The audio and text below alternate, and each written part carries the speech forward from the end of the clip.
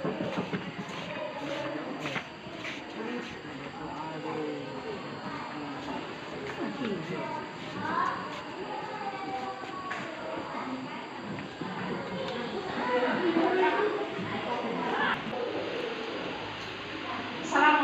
warahmatullahi wabarakatuh. Waalaikumsalam warahmatullahi wabarakatuh. Ya, selamat pagi anak-anak semua. Selamat pagi, Bu. Bagaimana kabar kalian hari ini? Sehat. Alhamdulillahirrahmanirrahim. Kita masih diberi kesehatan ya oleh Allah Subhanahu wa taala. Nah, baik anak-anak semua, sebelum kita memulai kegiatan pembelajaran kita hari ini, seperti biasanya kita berdoa terlebih dahulu. Nah, baik, minta kepada ketua kelas untuk memimpin doa pertama. Bersiap. Risalam. Assalamualaikum warahmatullahi wabarakatuh. Waalaikumsalam. Berdoa. Bismillahirrahmanirrahim. Rabbi zidni ilman warzuqni fahman. Ya Allah, tambahilah ilmuku dan pertinggikanlah kecerdasanku. Amin. Amin ya Allah, amin. Oke, terima kasih kepada ketua kelas sudah membimbing temannya untuk berdoa pada hari ini. Semoga kegiatan kita pagi hari ini mendapat berkah, dilancarkan, kemudian kamu juga bisa menyerap ilmu dengan baik. Nah, baik. Ibu, saya dulu ya. Siapa yang hadir hari ini? Hadir semua, alhamdulillah hadir semua ya. Jadi tidak ada yang tidak datang, tidak ada yang sakit. Oke, alhamdulillah ya.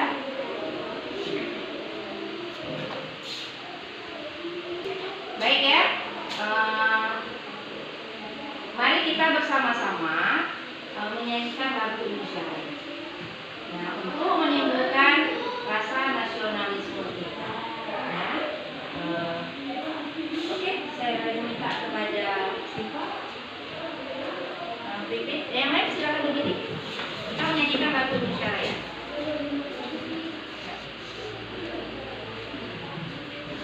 Masih hafal ya?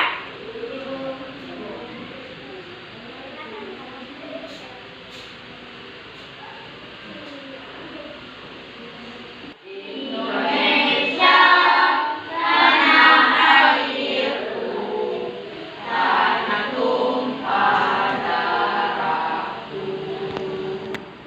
Di sanalah aku berdiri, jadi pandu ibuku.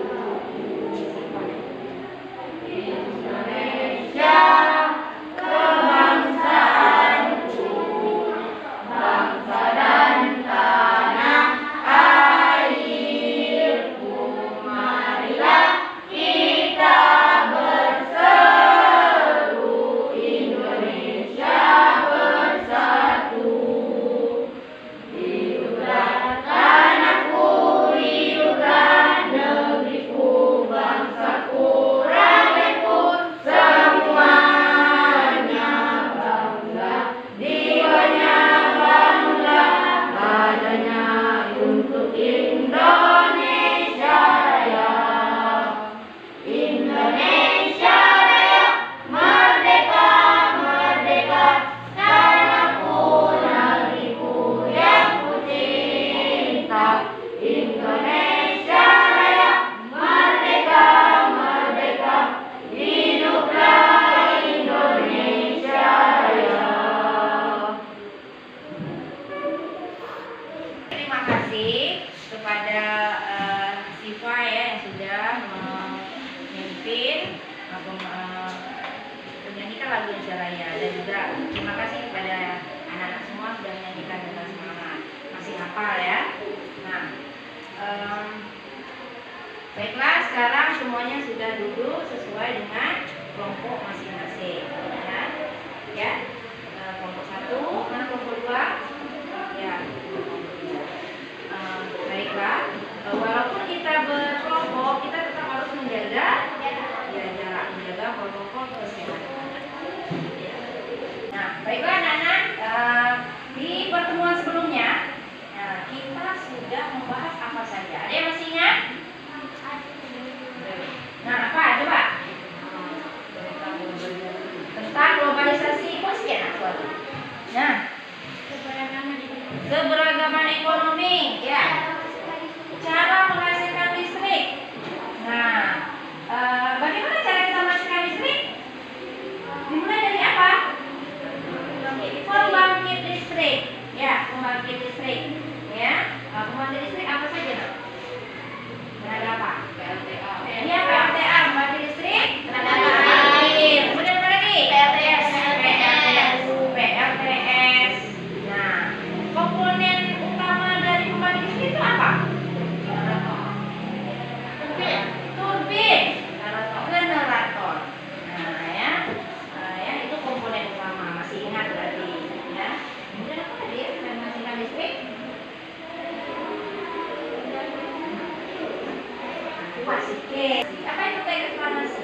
Ya. Jadi silakan penjelasan ya. Teks yang berisi penjelasan. Nah, baik, pada hari ini pertemuan kita sekarang ini kita masih membahas tentang tema 4, yaitu globalisasi. Subtema 1 pembelajaran 3. Ya, jadi oke, Ibu tampilkan ya, bentar ya.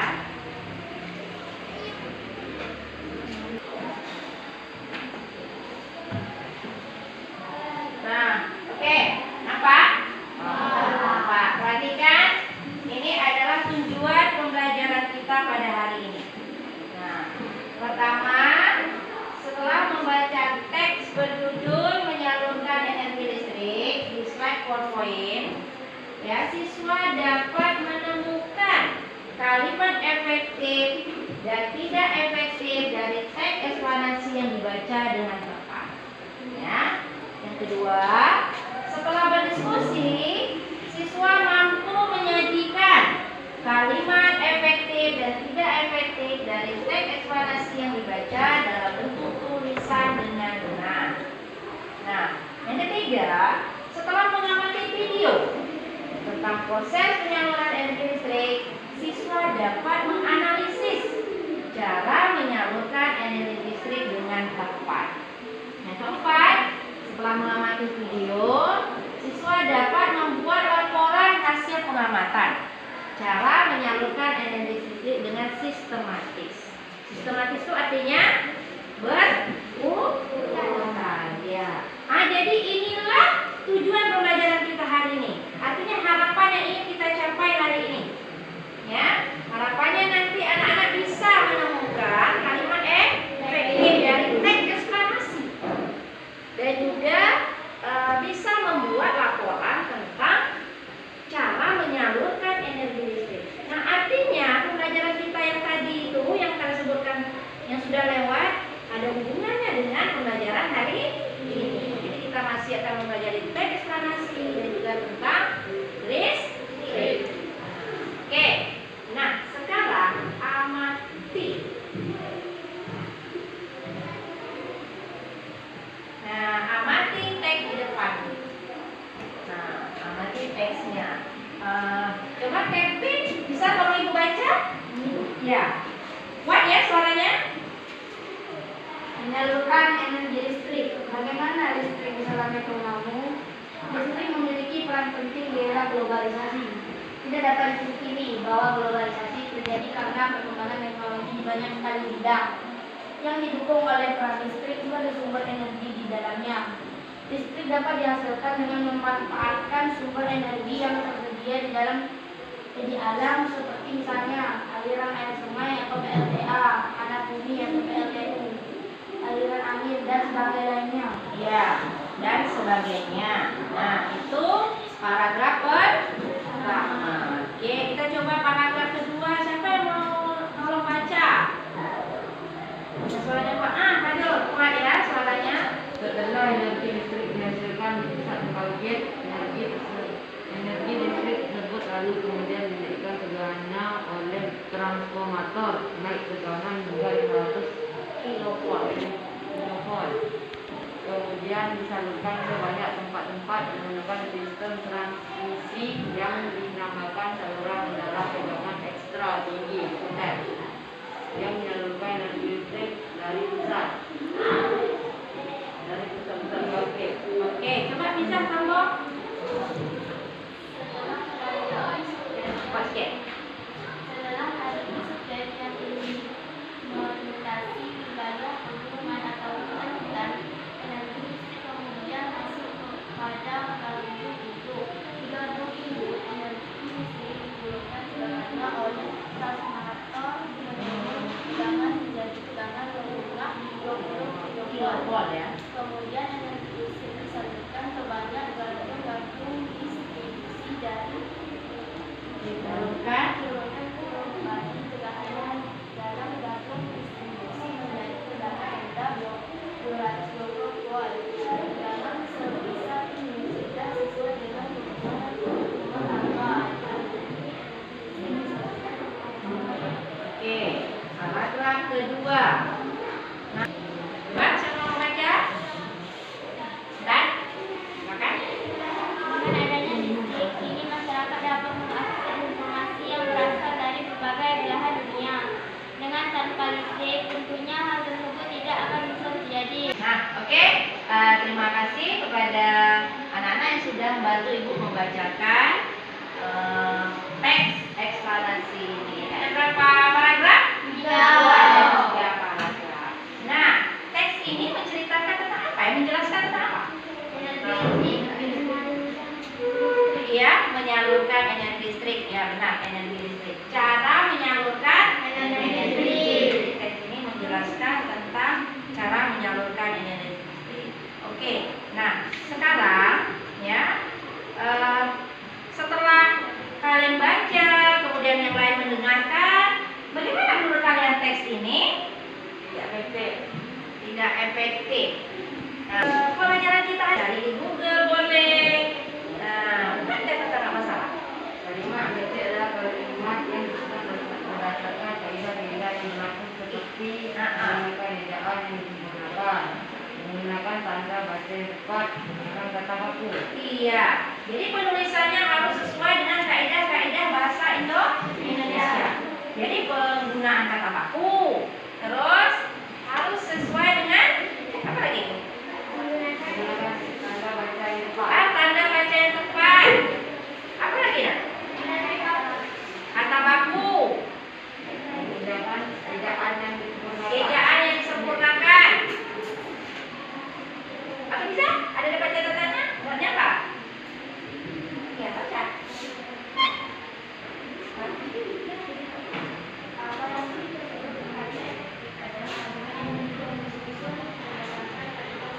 Yang berlaku seperti menggunakan ejaan yang disempurnakan, menggunakan tanda baca yang tepat, menggunakan kata baku. Ya, sama berarti ya dengan doa. Atau mungkin ada yang lain?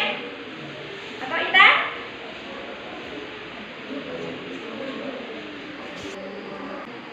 Karena efektif harus mengandung unsur-unsur penting sebuah kalimat. Tidak Mengandung unsur-unsur penting sebuah kalimat. Berarti sudah dicari di rumah ya. Unsur-unsur penting sebuah kalimat itu seperti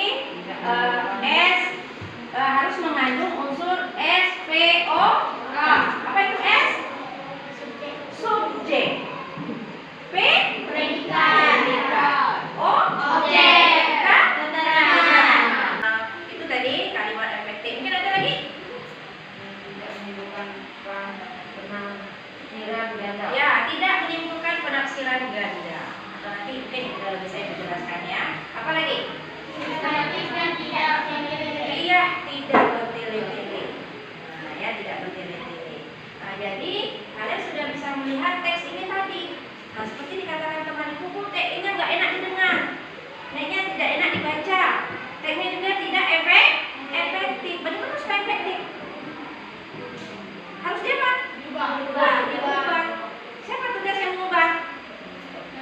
Ya, siswa. Kalian nanti tugaskan untuk mengubahnya. Ya, harus mengubah biar dia jadi efektif. Nah, selain itu anak-anak, ya,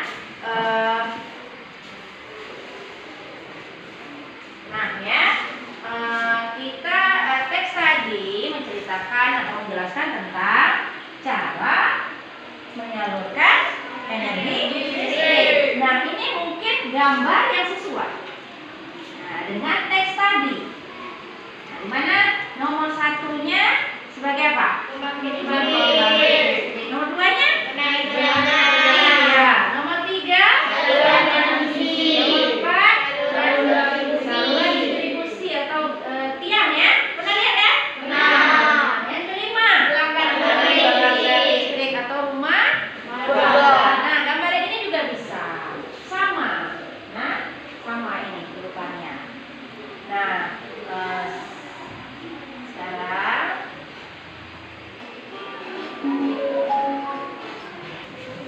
baik anak-anak ya, amati video berikut ini.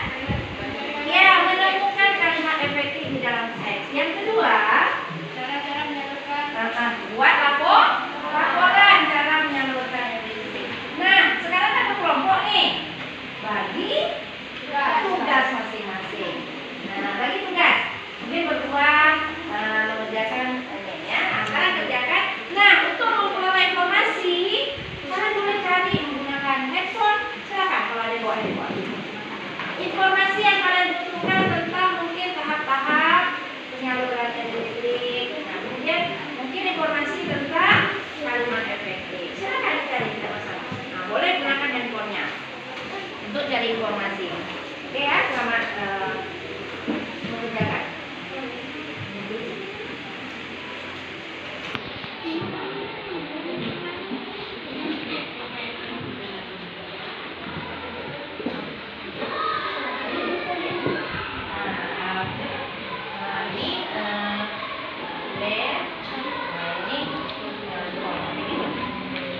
Ya, sama.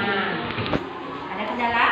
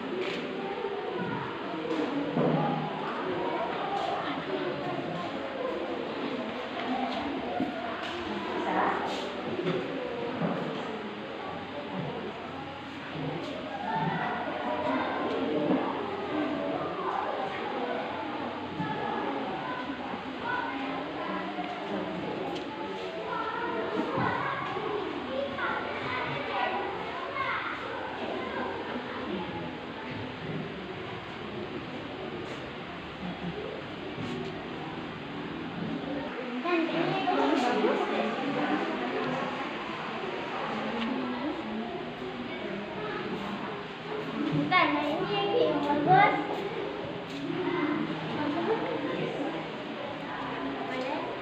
Apa? Ada ini? Oh, beda pendapat tak masalah. Cari yang terbaik. Terbaik. Ya. Jadi manfaatkan daripada hanya untuk main game. Bisa dibuat. Sudah dapat.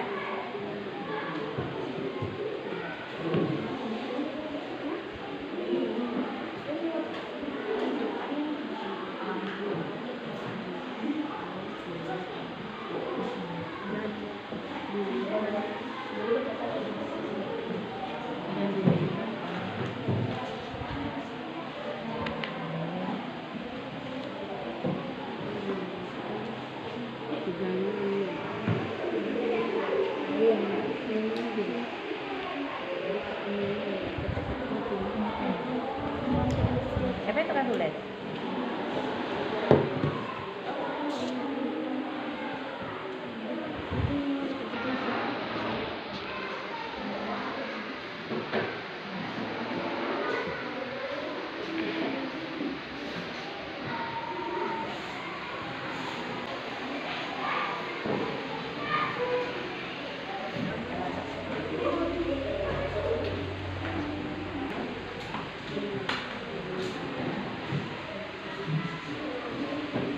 Siap?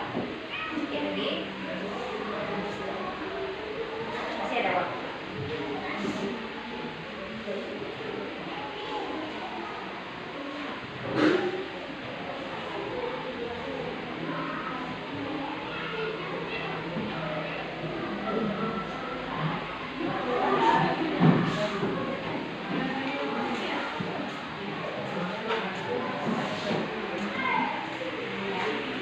Jadi bisa tak ahli.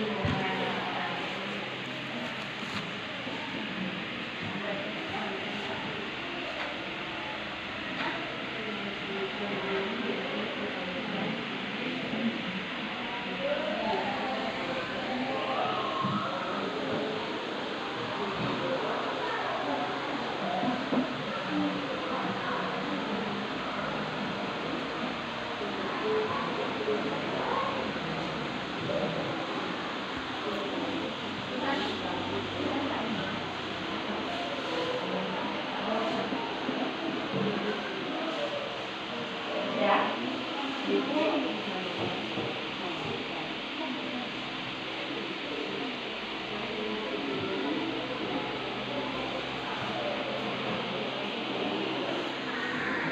Nah, siap nih.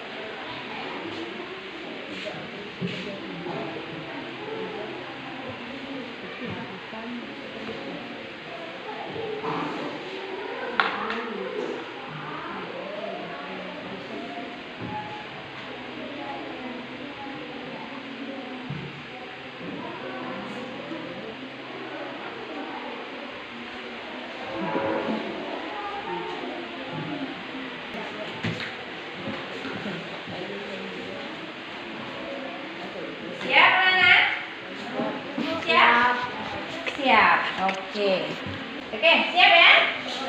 Siap. Ya, Nak? Nah, oke. Nah, ya, udah siap. Jadi, kita semua. Nah, nanti Ibu minta yang sudah selesai diskusi, kita akan presentasikan ke depan. Jadi, sudah ditunjuk kawan-kawannya yang untuk presentasi ya. Udah. Jadi nanti Ibu minta ke kelompok 1 dulu untuk presentasikan hasil diskusinya. Kita perwakilan aja lah ya, 1 orang ya. Nah, silakan ke depan.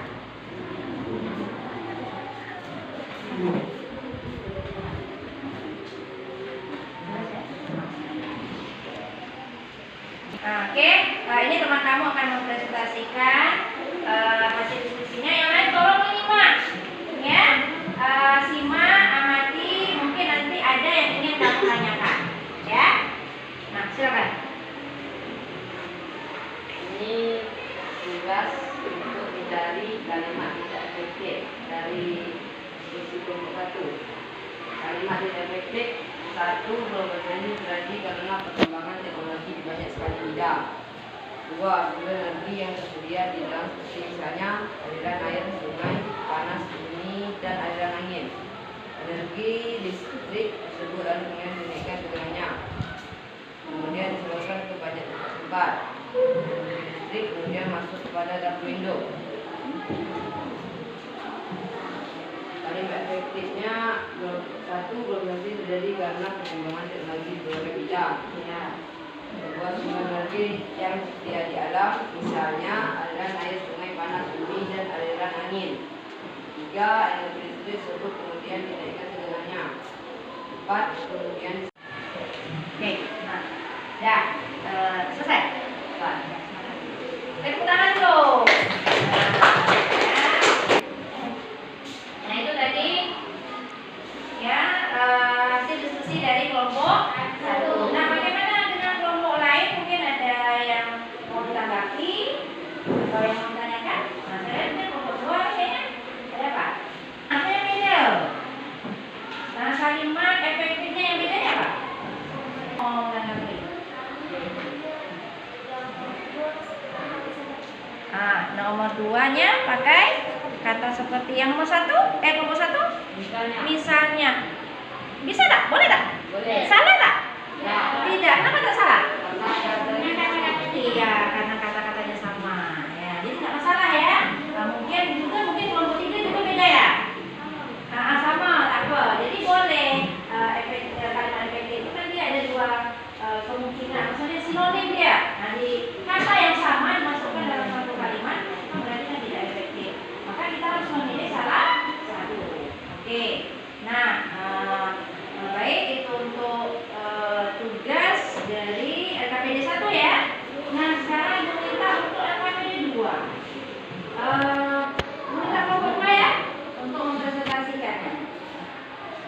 Suaranya kok sedikit ya. Hasil diskusi kelompok Ya. 1. Tampak tahap-tahap penyaluran energi listrik.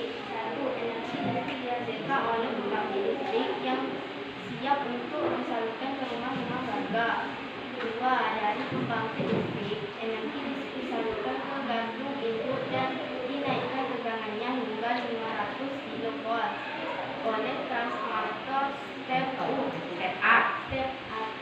Melalui step listrik dialirkan melalui gantung induk dan diturunkan tegangannya oleh transformator step down menjadi tegangan menengah 20 kV.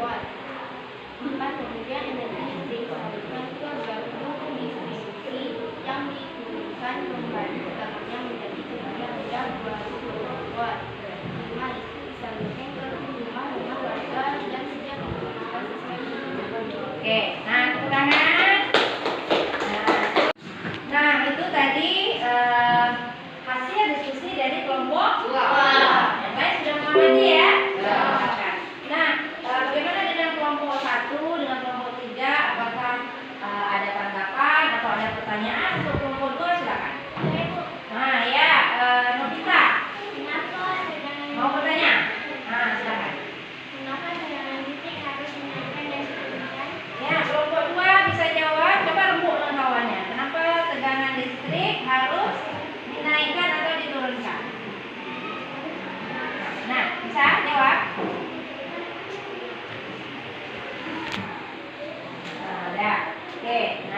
Coba bisa jawab. Kalau tidak, Ibu bantu jawab.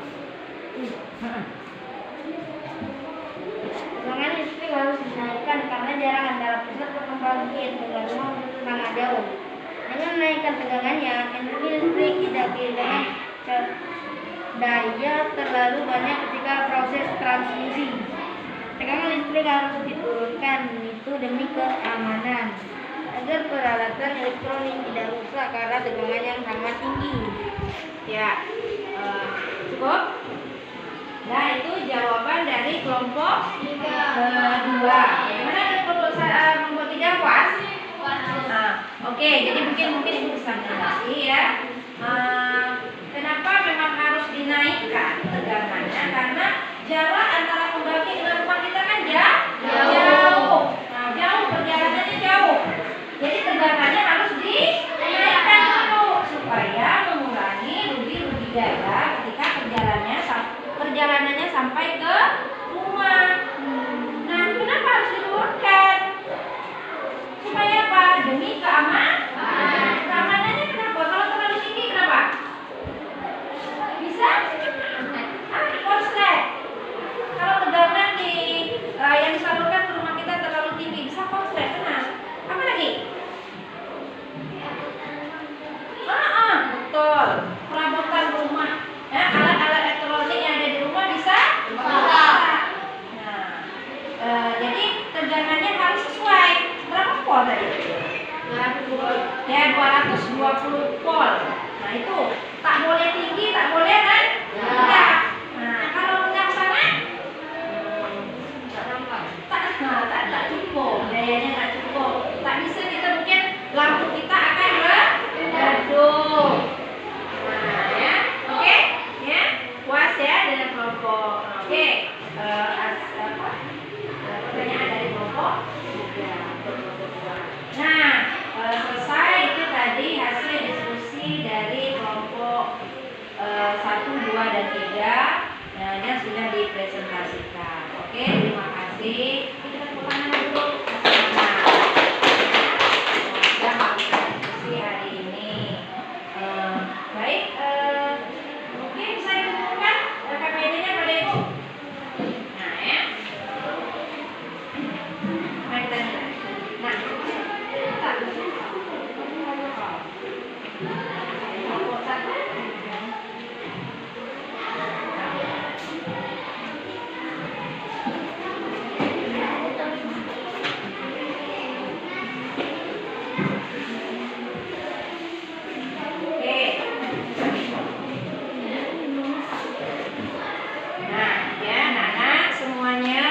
Jadi untuk hari ini tadi pembelajaran kita tentang kalimat efektif dengan penyaluran energi listrik.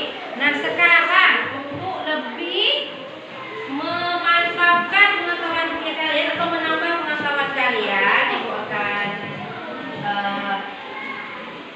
bagikan sedikit. Ya, kalimat efektif. Apa itu kalimat efektif?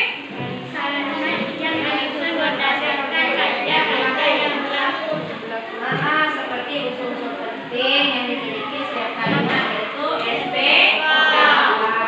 Kemudian memperhatikan ejaan yang disempurnakan serta cara memilih kata atau diksi yang tepat dalam kalimat.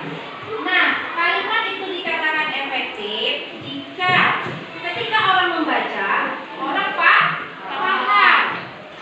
Dan ketika dia mendengar, dia juga paham. Berarti kalimat kita sudah efektif. Nah, kemudian seperti yang kalian jawab tadi, yang kalian kita bahas tadi. Nah, ada syarat dari kalimat efektif. Syarat pertama, kesepadanan struktur. Strukturnya mana? Ya SPOK tadi. Ya, penggunaan subjek, predikat, objek. Nah, yang kedua, keparelan bentuk. Keparelan bentuk ini maksudnya misalnya kalau kita membuat kalimat itu penggunaan kata benda dan kata kerja. Kata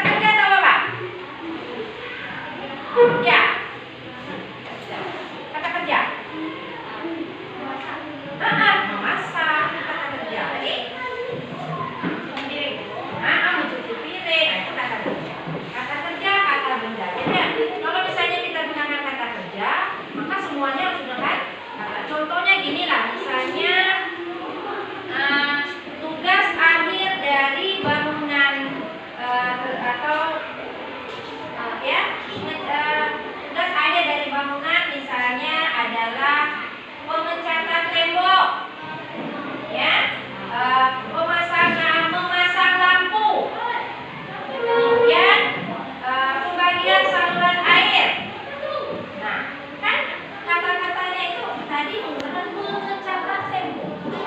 Harusnya jangan memasang lampu tadi. Nah, jadi harus sama.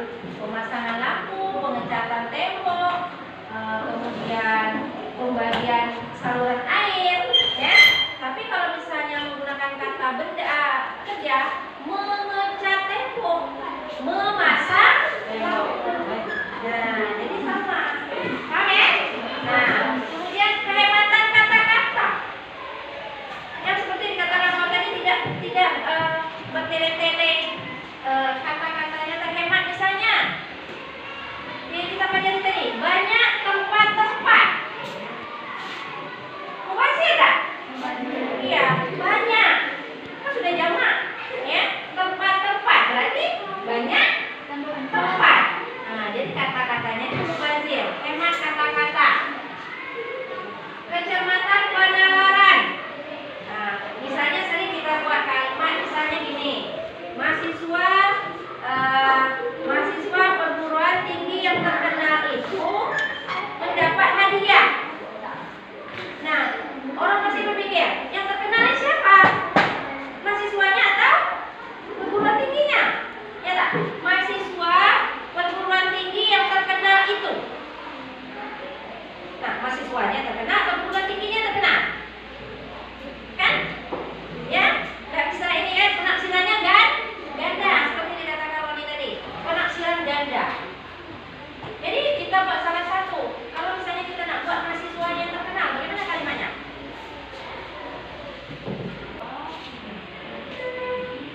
Yang terkenal? Ya, mahasiswa yang terkenal itu mendapat hadiah. Atau sekarang misalnya kita nak buat yang terkenalnya perguruan tingginya. Bagaimana? Mahasiswa. Nah, jadi siapa yang bisa buat kalimat? Nah, oke. Ya, yang terkenal tuh mendapat. Jadi mahasiswa dari perguruan tinggi yang terkenal itu mendapat hadiah. Jadi kan jelas kan? Nah, jadi tidak ada penafsiran kan?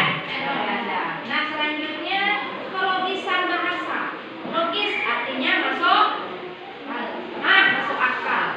Contoh yang membuat Ali menggigit anjing.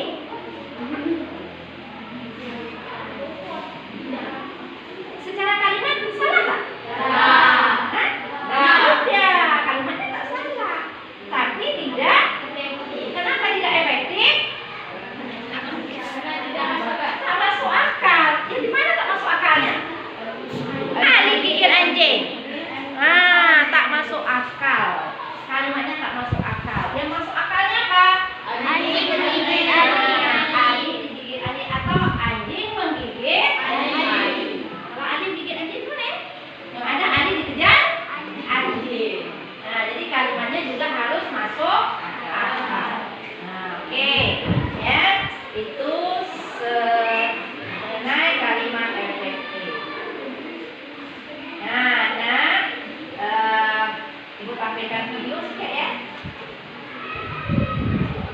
Nah, ini tentang penyaluran EDC ini untuk memantapkan pemahaman kita. Oke, sekarang amati ada video ya tentang penyaluran listrik. Tahukah kamu bagaimana listrik bisa sampai ke rumahmu?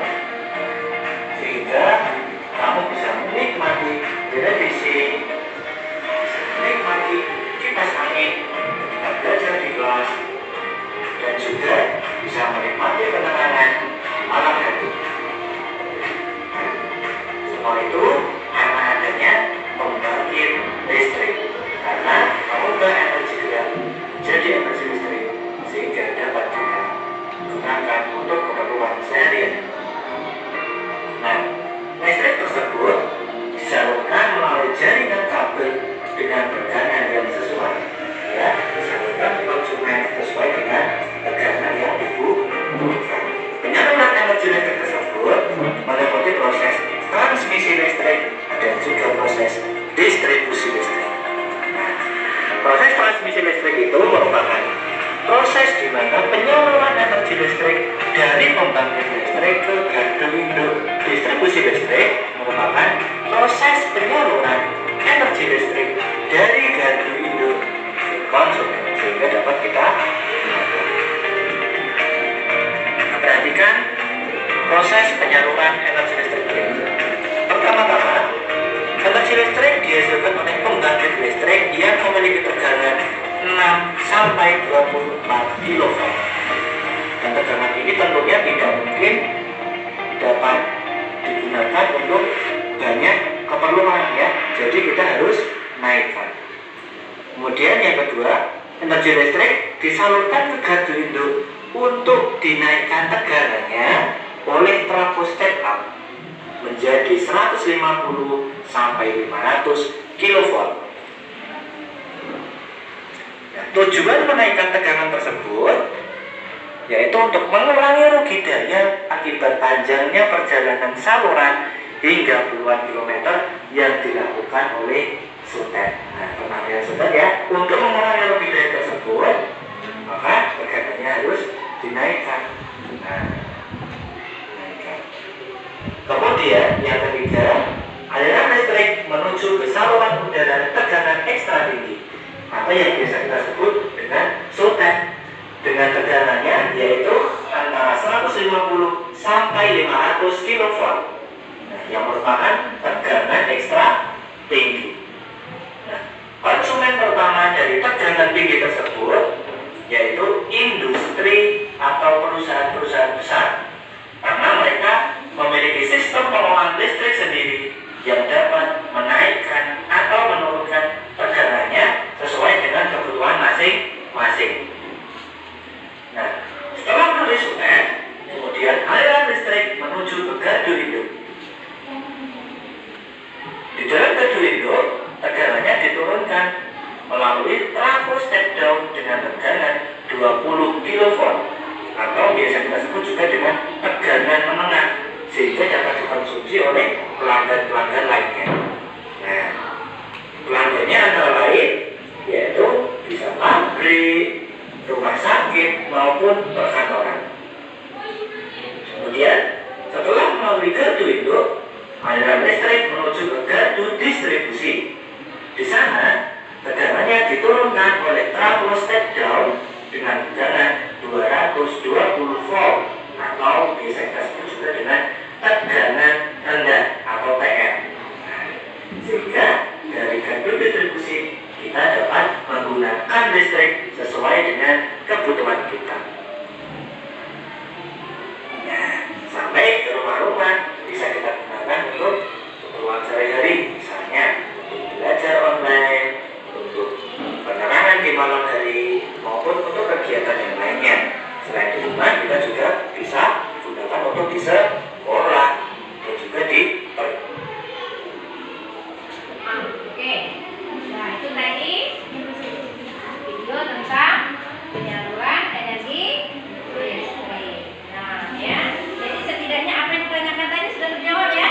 Nah, sudah ada kenapa harus dinaikkan, kenapa harus diturunkan. Nah, kemudian ini ada mau kasih contoh sedikit, itu adalah pembangkit listrik. Ini pembangkit listrik PLTU, pembangkit listrik tenaga uap. Kemudian ada PLTB, geothermal, ya. Kemudian ada PLTH, air. Kemudian PLTN, kemudian apa? Pembangkit listrik tenaga nuklir. Ada PLTBB, pembangkit listrik tenaga bayu. Oke, kemudian kamu juga bisa lihat ini yang namanya gardu tegangan ekstra tinggi. Nah, apa yang terjadi di sini? Disinilah tempat untuk menaikkan tegangan mencapai 500 kV. Nah, ya alasannya juga ada. Kenapa harus dinaikkan? Karena listrik akan mengalami perjalanan yang jauh sekali atau menggunakan kabel yang panjang. Jadi harus dinaikkan. Kemudian gardu tegangan tinggi, ya. Nah, di sini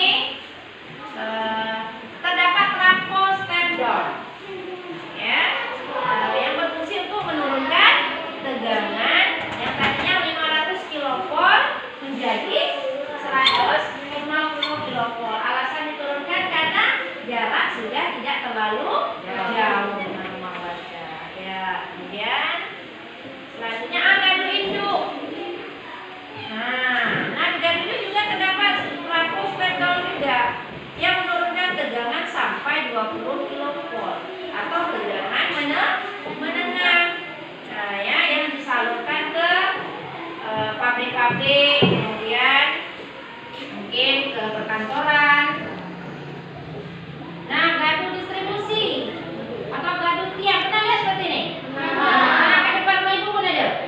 Nah, ini ada trafo penurun tegangan atau trafo step down.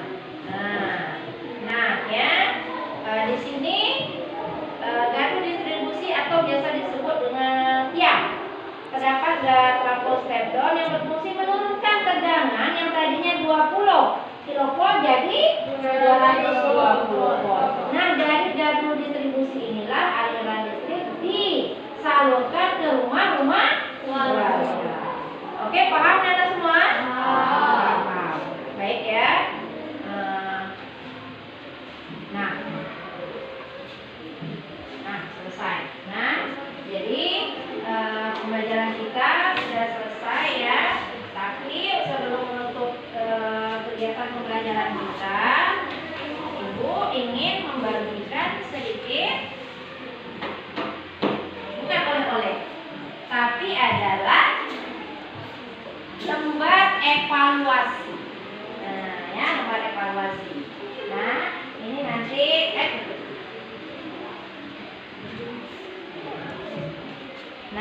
lembar evaluasi ya yang harus dikerjakan.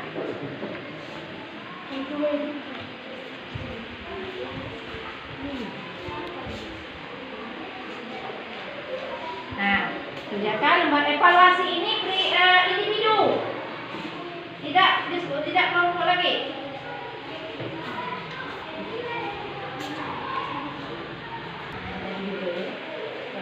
Individu ya, masing-masing. Nah, silakan dikerjakan, bukan suatu 5 menit aja, agak lama. Nah, materi yang kita bahas tadi individu sendiri-sendiri.